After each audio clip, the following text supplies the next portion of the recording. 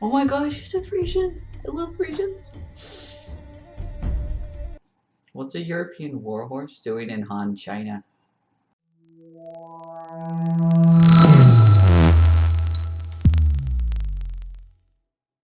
For the majority of people in the world, if they ever see a horse, they go, hey look, it's a horse! And they may not think about anything more than what kind of horse it is, beyond whether it's a draft horse, regular horse, pony, or even a mini. And that is perfectly fine. The vast majority of horse breeds do look a lot like a generic horse. But some horse breeds have a very distinct look to them, and one of them is a Friesian. And Friesians just so happen to be my favorite breed of horse. If a movie has a horse that strongly resembles a Friesian, I will notice Gaston and Lord Frollo's horses are unironically some of my favorite Disney characters.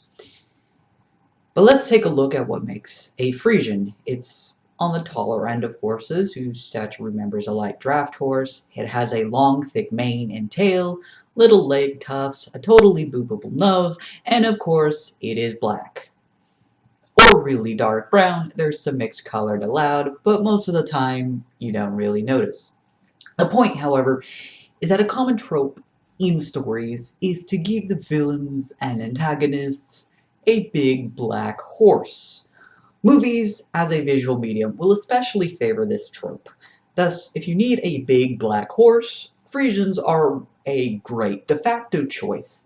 And one reason Frisians, once a dying breed, continue to exist is actually because of the movie industry. So you can imagine my delight when I got to see a Frisian in the live-action Mulan. And that is honestly of all the movie's flaws, somehow the thing that bothers me the most. Long before the time of horse breeds, there was this magical place called medieval Europe. And in medieval Europe, horse breeds did not exist yet. Instead, horses were classified by their general utility. Some of these include the cart horse, the sumpter, the palfrey, the destrier, the courser, and the rouncy. Cart horses and pack horses are self-explanatory. They draw a cart, they carry stuff on their back. Palfrey were highly valued riding horses favored by nobles, as they were gaited horses, or in layman's terms, most horses have 4 gaits: walk, trot, canter, and gallop. A gaited horse, however, has 5 gaits: walk, trot, amble, canter, and gallop. If you spend a good chunk of your life on a horse, this is a really, really good gait for your horse to have. But it is not something you can train a horse to do. It is a genetic mutation that popped up during the time of the Vikings. Like rolling your tongue, a horse needs to actually be born with this ability. A palfrey was born with a 5th gait. Destrier, in contrast, were the warhorse, highly trained, fast, agile, and strong. However, they were extremely expensive and not really common. Only wealthy and men-at-night arms could afford them. Furthermore, they were most likely used for jousting over war, which makes a bit of sense given you probably don't want to lose this prize horse on an actual battlefield. A courser, in contrast, is a far more common war horse. They were light, fast, strong, and while valuable, significantly less expensive than a destrier. And a rouncy was an all-purpose horse, which can be used for everyday riding, war, and so on. If a knight could not afford the more expensive war horses, a rouncy was a perfectly fine substitute. Frisians are descendants of war horses, possibly even destriers. Their ancestors go all the way back to the 4th century, one notable rider being William the Conqueror.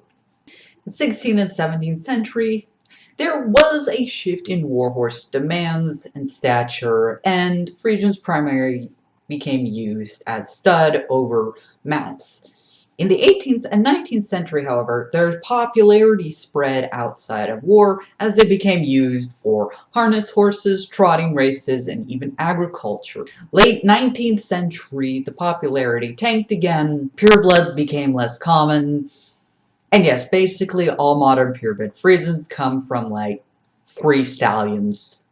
But jumping back into history again, it would not be strange, in fact, it might have actually been appropriate for Gaston and Lord Frollo to be riding Friesians. Gaston is French and was once a soldier. In his oozing pride of masculinity, why would he not wish for a horse descended from the ones which knights once rode? Lord Frollo is also French and a public official, and probably has financial resources at his disposal. You want a horse that is elegant and boasting of its power. This is clearly a blatant status symbol. Both of these men definitely had access to pre-modern Frisians as well. But Mulan takes place in the 4th century, and Bori Khan is from what is now modern-day Mongolia. Why the hell is he riding a European warhorse? And I know some of you are all, well, I think you're being a little too harsh here. Like, a warhorse is a warhorse. Like, what's the big deal? Don't they all look the same? No, because Mongol, a region whose culture revolves around horses, whose nomads are said to be among the best horsemen in the world, who have a tradition of saying a Mongol without a horse is a bird without wings, has its own breed of horse, one of the oldest breeds of horses in the world. The war horses Genghis Khan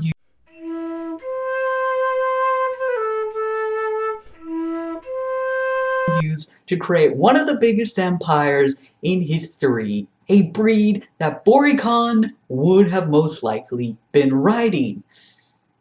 And it looks absolutely nothing like a Friesian. Mongolian horses are short and stocky. Short because their legs are proportionally shorter compared to the vast majority of other horses, though amusingly, they are not actually ponies. Shorter legs and stockier build make them hardier and better suited to Mongolian terrain. Mongolian horses often have a large box-like head, which gives them similar appearance to the Przewalski's horse, which is a wild subspecies of horse. Horses live outside all year round and are free to roam about wherever. They are trusted to take care of themselves. They are not bathed, they don't need hoof care, they can survive on a limited water supply, and because they're used to foraging through snow for their own food, Mongolians don't really need to worry about providing gray or hay either. Extremely easy to take care of. They don't necessarily come as single horses. They lived in herds of anywhere between 15 to up to 50 horses, depending on how much a stallion could manage. These horses, Mongol nomadic horse-based societies, and their relationship to them were a significant reason Genghis Khan was eventually able to conquer as much as he did. Why they made such great war horses. Horses were not a luxury item to these people. They were everywhere and they were life. Everyone could ride a horse. Every soldier could bring their own herds. And these herds could take care of themselves. Don't need to worry about the extra shelter or the extra food and water, or really even winter for that matter. Bori Khan was a Roran. He would have come from this culture. And I know some of you are still probably like, okay, but still, so what?